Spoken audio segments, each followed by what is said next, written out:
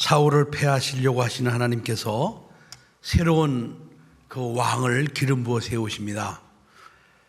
그래서 하나님께서는 사무엘을 갖다가 이새의 집에 보내서 이새의 아들들 가운데서 하나님이 한 아들을 기름을 부으라는 명령을 하십니다.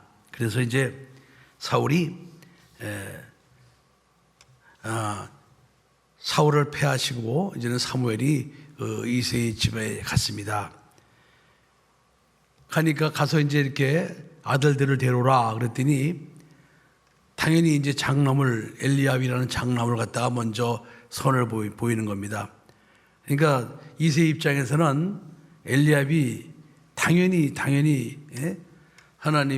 하나님께서 택하신 다음 왕이 기름 부음을 받을 왕이 될 것이다. 자신만만했던 것 같아요. 그런데 하나님께서는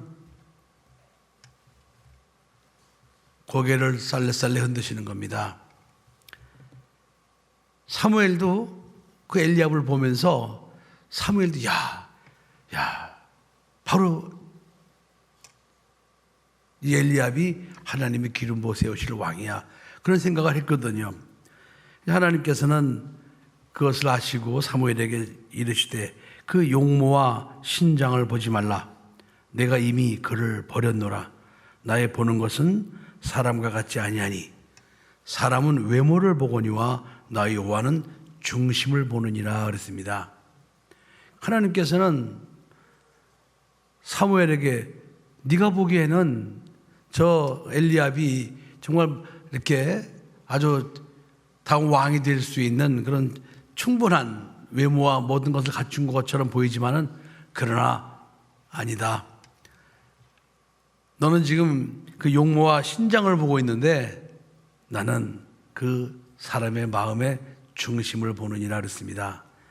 그 다음에 이제 둘째를 갖다 또 선을 보이죠. 그것도 아닙니다. 셋째도 보이고 계속 줄줄이 선을 보이는데 하나님께서 전부 다 고개를 살레살레 흔드시는 겁니다. 이제 또 없느냐? 이제 말째가 하나 있습니다. 8번째 아들입니다. 근데 걔는 지금 양을 치고 있습니다. 사실은 이 아비 이세 입장에서는 무슨 그 말째의 다윗을 갖다가 선을 보이기가 아마 조금 이렇게 마음에 안 들었던 것 같아요. 뭐 보일 필요도 없으니까 부르지도 않았죠. 그런데 사무엘은 그 아들을 데려오라 그랬습니다.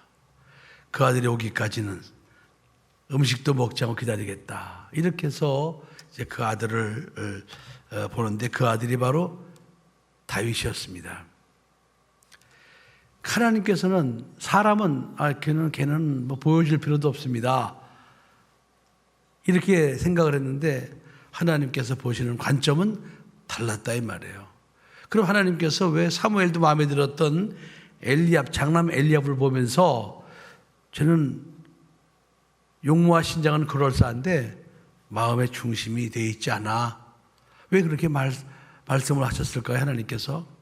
그건 17장의 28절에 그냥 나와요. 한번 여러분 그 뒷장 17장 28절을 보세요. 이제 골리앗과의 전쟁에 나가 있는 그 자기 형들을 갖다가 이제 이렇게 면회를 하라고 보냈는데 가니까 28절에 그 엘리압이 다윗을 보고 뭐라고 말하는 거 아니? 장형 엘리압이 다윗의 사람들에게 하는 말을 들은지라 그가 다윗에게 노를 바라여 가로되 네가 어찌하여 이리로 내려왔느냐? 들에 있는 몇 양을 네게 맡겠느냐? 나는 네 교만과 네 마음의 완악함을 아노니 네가 전쟁을 구경하러 왔도다 그랬습니다.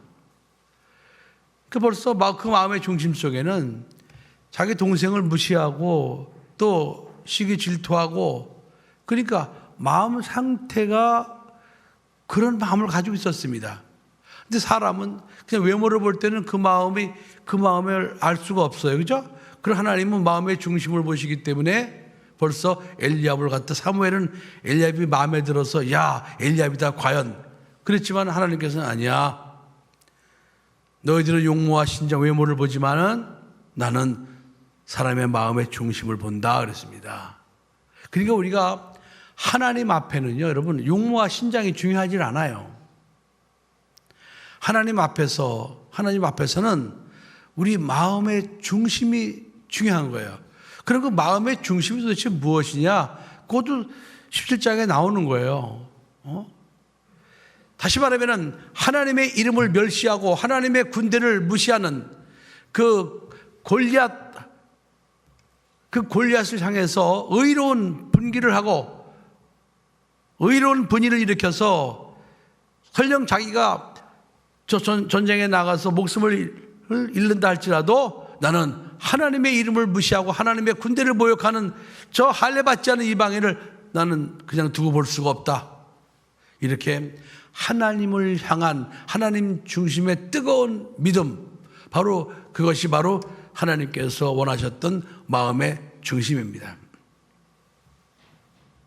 그러니까 하나님께서는 다윗을 사용하셔서 그 블레셋을 물리치시는 겁니다.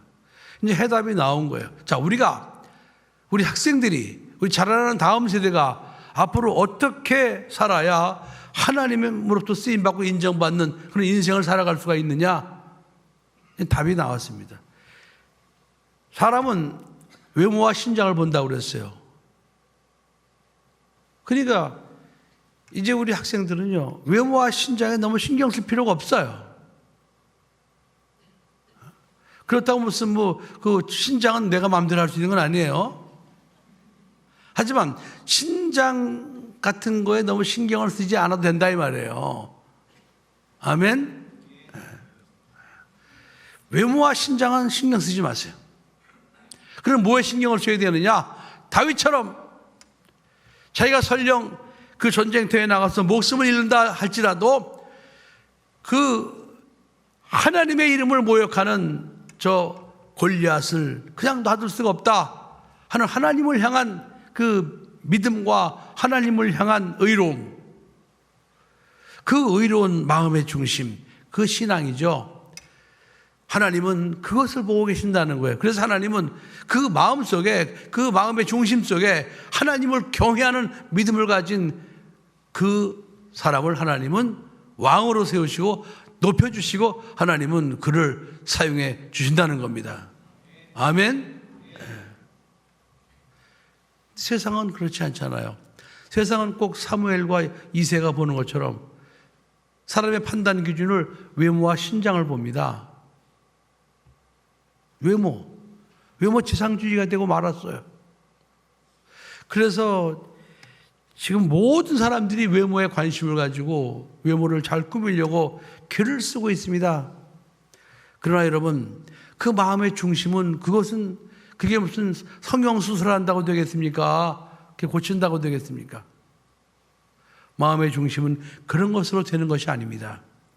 마음의 중심은 오직 하나님의 말씀, 하나님을 경외하는 그 믿음. 그것은 어떤 방법으로 이루어지는 것이 아닙니다.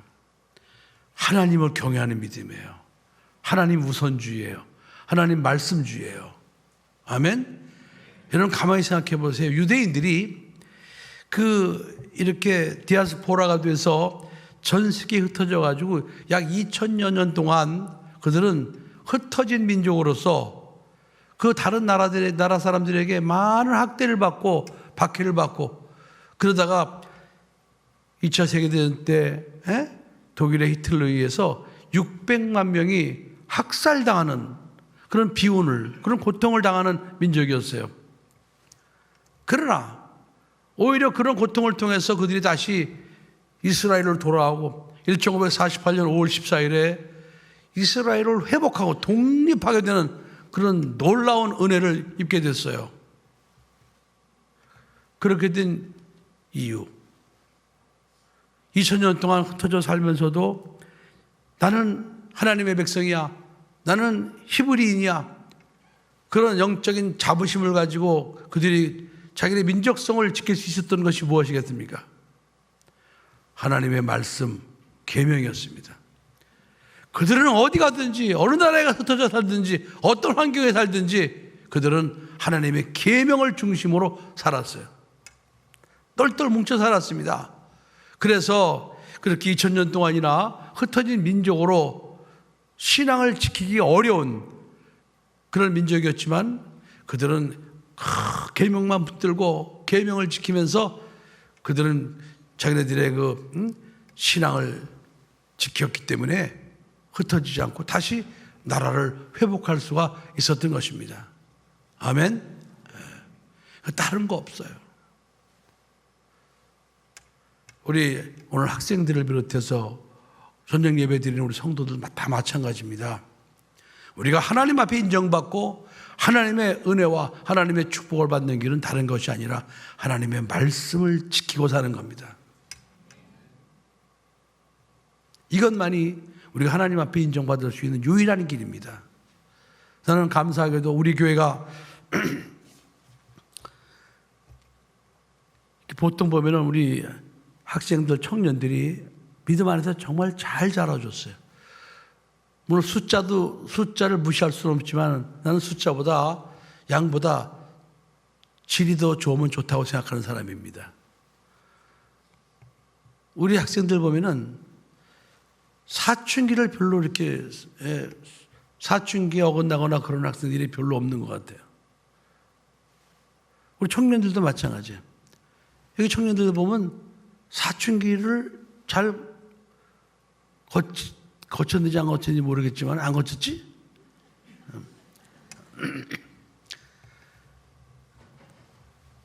여러분 사춘기는 무서운 거예요. 그건 그런데 저렇게 흔들리지 않고 믿음을 잘 지켜서 지금 청년이 되고 이렇게 한 것은 우리 교회 학교에서 말씀과 계명 중심으로 신앙을 훈련시켜 있기 때문입니다. 말씀과 계명 중심.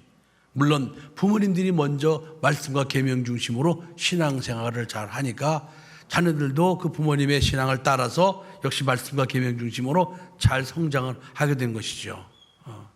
그래서 그러다 보니까 말씀과 그 계명이 아이들을 갖다 딱 붙들어 주니까 사춘기고 오춘기고 그런 게 틈타지 못하는 거예요.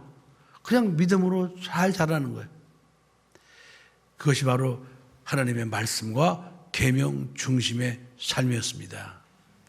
그래서 앞으로 우리 교회 학교 또 다음 세대는 끝까지 말씀과 계명을 중심으로 살아야 됩니다. 아멘? 다른 방법이 없어요. 말씀과 계명 중심이에요. 방금 전에 내가 말씀드린 것처럼 유대인들이 2000년 동안 흩어져 가지고 사실 신앙을 지킬 수가 없는 거예요. 그런 가운데 하지만 그들이 그런 가운데 신앙을 지킬 수 있었던 것은 바로 말씀과 계명 중심의 삶이었습니다. 그것이 그들의 신앙을 붙들어주고 결국은 그들이 이제 다시 이스라엘을 회복해서 나라를 독립하는 그 놀라운 하나님의 은혜를 힘입게 된 것입니다. 그래서 우리가 살아가면서 끝까지 붙들어야 될 것은 말씀과 계명이다. 아멘. 절대로 신장과 외모에 신경 쓰지 말아라.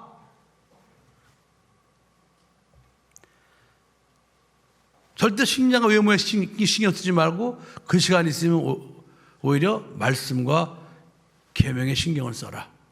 그리고 잘 지켜라. 그러면 하나님께서 다윗을 하나님 마음에 합한 사람으로 사용하신 것처럼 우리 자라나는 우리 다음 세대 학생들이 하나님 앞에 분명히 그렇게 쓰임받게 될 줄 믿습니다. 기도하겠습니다.